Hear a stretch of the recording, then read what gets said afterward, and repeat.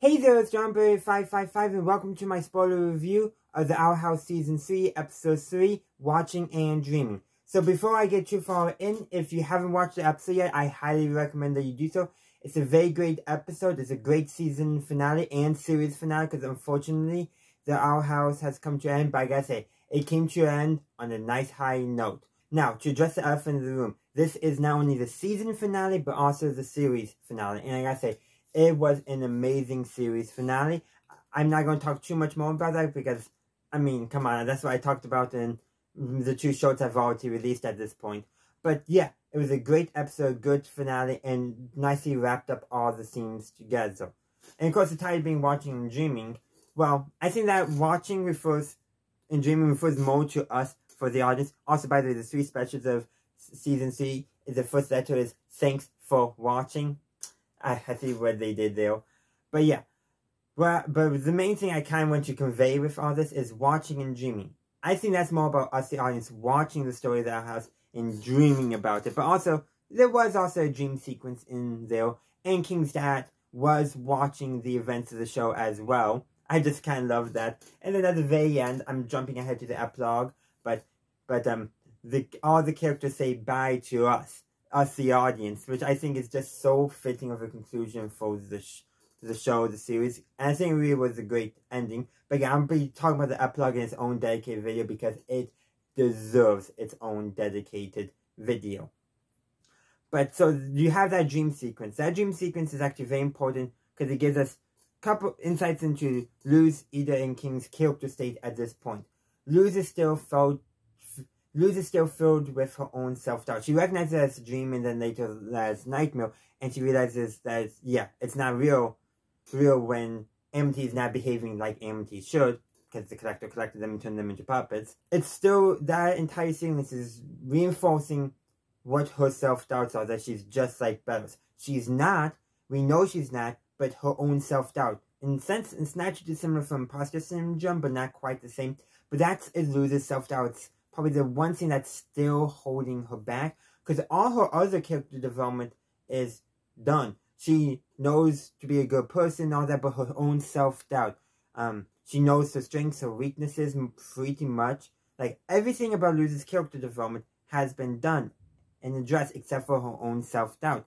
And really, her own self-doubt doesn't stop her from acting. More than anything, makes her second-guess all her actions. Because jumping ahead, when the collector is threatened by Bellows, Luz does not hesitate to save the collector. It's at her own expense because she ends up sacrificing herself. But it also, that does enable her to be able to defeat Bellows because of everything with King's dad in that space between spaces, where she finally overcomes her self-doubt, her doubt that she's just like Bellows. But what King's dad reinforces to her is that her feelings when she protects her friends, her family, her loved ones, comes from a genuine place. Bellows's, what he says he's doing for the greater good, because he wants to save humanity from the demon realm, is not coming from a genuine place. Plus, the demon realm is also not presenting a threat to the human realm at all as well, I'm just saying. But it's not, for Bellows, it's not coming from a genuine place because he wants to see himself as the hero of the story, of his own story, or should I say, the savior of the world. I'll be talking about that more in a dedicated video about Bellows. But that there is when Luz overcomes the last remaining character hurdle. It's what allows her to defeat Bellows. And I'll be talking a little more about Luz's character arc and power up because it fits nicely with some scenes brought all the way back in Season 1, Episode 2, I believe. But that's going to be its own dedicated video because it deserves its own dedicated video. But jumping to King, his dream sequence that the character is instituting, yeah, quite not there. It's showing his feels that he'll be killed like all the other Titans, but it's the one dream sequence I thought that was lacking the most. But Ida's not so. It's still bringing the feel with Albies and her curse. Like, she's made peace with Albies, but like, she still has a strained relationship with her mother and her father, which has not been addressed yet. And that's what that's picking up on that, that dream sequence. And while, yes, Ida and Liz have reforged their sisterly bond, just because that, just because they refer to their sisterly bond doesn't necessarily mean that those underlying fears that the curse could drive them apart again don't still exist. But since most of that was resolved and the epilogue kind of shows that everything is firmly well resolved there, it's not addressed too much because Luz is our main character, and Ida and King are also main characters, but not the central protagonist, but still very important for Luz. And Ida, King, and Luz's reunion, it was heartfelt and emotional. But we should really talk about when the Collector comes up, and we find out a lot about the Collector's character and how they essentially just want to play and have friends, and they try to play with Ida, King, and Luz, but, it doesn't really work for them, because Ida, King, and Luz, they don't want to be played with as toys. And that's the thing, the Collector sees all the residents of the Boring Hours as toys. Toys that if they're broken, they can get repaired, which gives insight into Luz that the Collector does not understand what mortality, what death means to mortals, to the witches and demons and other residents of the demon realm. And so that's what begins the Collector's character arc in this episode, and reconfirms my theory that the Collector was never a villain, just an antagonist who needed to learn a lesson, a child who needed to learn a lesson. And that's what we got in this episode. So I'll be dedicated a full video to the Collector's character arc, but where it connects up with the main story is the Collector learns from Ida, King, and Luz that, about kindness and forgiveness, and they try to show that to Bellows when Bellows is trying to destroy the Boring Arrows, but doesn't work out because Bellows is incapable of that stuff. I'll be dedicated for a video to Bellows as well. But that there is kind of important. The Collector fails, and Luz sacrifices herself to save the Collector, which is what allows the Collector to learn about death, mortality, and that certain things, when broken, when gone, can't come back. That was the lesson the Collector needed to learn. And I gotta say, on Luz's death, oh man, her body turns into light glyphs, but it floats through the Collector's archive, and Camilla has tears even though she's in a puppet form. Like, she knows, but she doesn't. Amity, Gus, Hunter, and Willow don't pick up on that, but they know Luz is not there. But there's the light glyphs that Luz turned into, was confusing them, what's going on. And I actually have to say, with that, Amity was important, essentially in very two elements with using the light glyph. One is the one who got Luz to realize to use the light glyph to wake out of the dream that the Collector put them in, or was that the Titan, King's dad, doing it? It could go either way. But when they're in the archives, Amity has just enough free will to etch a light glyph that was able to wake her and the rest, the Hexai squad, up. Which I do very much appreciate how that it's the light glyph.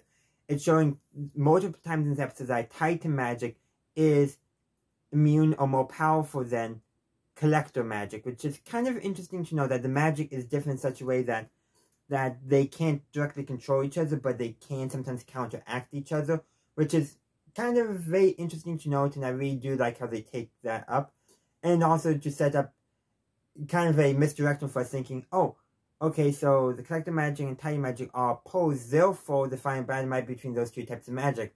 When it ends up being Luz using Titan magic thanks to King's dad, and using against Bellows using the Titan magic of the Titans of the Boring Hours itself. But Bellows is defeated, and his defeat is perfect. First of all, Rain the entire time is trying, despite being possessed by Bellows, is trying to stop Bellows, and shown to be very powerful, and Bellows actually comments on how powerful Rain is. But Rain barely manages to succeed. Actually, he does fail, but it's so close. Like, if he was 1 second quicker, or Bellows was 1 second slower. It was that tight, for that better term. But essentially, at the very end, after Luz defeats Bellows with the help of Ida and King and Rain as well, because, yeah, so Bellows tries to manipulate Luz one final time, and she's not having for it. She's done with his lies and manipulations, and and you can tell in her head she's thinking, like, you really think I'm going to fall for this again? Kind of mentality. And it's the natural elements of the bowling alley, the bowling rain and the bowling alleys that defeats Bellows. And then either King and Rain stomp on him for good measure. But note, I think there's a possibility that Luce summoned the rain with the last remaining bit of Titan magic before it faded. I'm just saying. Or it could just be the nature taking its course. Either way, I like both interpretations. But Bellows is defeated, and then the bowling alley needs to be rebuilt. So first we get a scene where everyone reunites. Amity reunites with her father, not to Dahlia. She's just sulking in the corner, not getting reunited with anyone. You know, Bump reunites with the rest of the students of Hexside. Basha reunites with her rugby team. Widow reunites with her dads. Hunter reunites with Darius and I forget the head of the Beast Coven. I forget his name. But everyone reunites. There's a scene with Lilith and Hootie reuniting. Apparently Hootie got a glow up somehow. I did not expect that. And speaking of Hootie, King's dad has a Hootie coming out of one of his eyes. It's kind of weird. Like, is Hootie a Titan parasite? I don't know. With Hootie, it's better not to dwell on it. That's all I'm saying. But everyone gets a reuniting scene, and it's such a sweet ending. And at the very end, and King gives Francois, so King's stuffed animal that he's been possessed of the entire series. The only person he allowed to hold Francois was Luce. He gives Francois to the Collector when the Collector says that they're going to return to the stars and that they have a lot more. I think the term used was in Luce's voiceover, growing up to do. But that's, I think, that there shows some character development for King, moving beyond basically being a child. But also very good development for the character of the Collectors, having someone that they could be and probably will be friends with someday. And given the ending, I'm thinking the Collector definitely made friends with everyone else, because after the ending, there's the epilogue ending. Though in my opinion, I put them all together. I'm not going to talk too much about the epilogue and epilogue as a whole, the time jump epilogue, because it needs its own discussion. But I will mention two important things. One, it shows that the Collector has made a new portal between the human and demon realms. And two, it breaks the fourth wall in the perfect way. But everything else about this time skip epilogue, I'll be discussing in its own dedicated video. But that's essentially most of the stuff I want to mention. I gave a slight overview about nearly everything I'll be discussing in later videos, because there is so much to discuss. Wouldn't be surprised if I might record a short here and there as well, just to beef up everything I do want to say. But my final message I'm going to leave with you with this is, watching Dreaming was a excellent season finale. It's probably one of the best series finale I have ever watched. Like, I mean, let's be real. DuckTales 2017, The Last Adventure was another great series finale as well. But I kind of think I actually like this one a little bit better. Maybe because I just like the way the scenes are explored a bit better. This message of acceptance and diversity, perhaps. Or maybe it's just because it's more recent in my mind. But regardless, both shows had great endings, but watching Dreaming was phenomenal. And I really do appreciate with all of kind of the second half of season 2 and also all of season 3 how the crew, Dan, Terrace, and the rest took the advantage of Disney cutting the show short to... They used that constraint to create such a good story, because constrained writing can be a very interesting challenge. I once did a constrained writing that I took on myself, where I tried to write a whole sentence or conversation on Reddit without using pronouns. It was difficult, to say the least. But this is not quite the same as that, but it's still an example of a constrained writing and using that to your advantage to create a story that you would never have come up earlier if you had much more time or much more freedom. They used the constraints put on them to create, I think, an even better story than they might have been able to develop otherwise. But I still wish we got more Owl House, I'll just say that. I hope we get some sequels or prequels or spin-offs, because plenty of that was set up in the finale.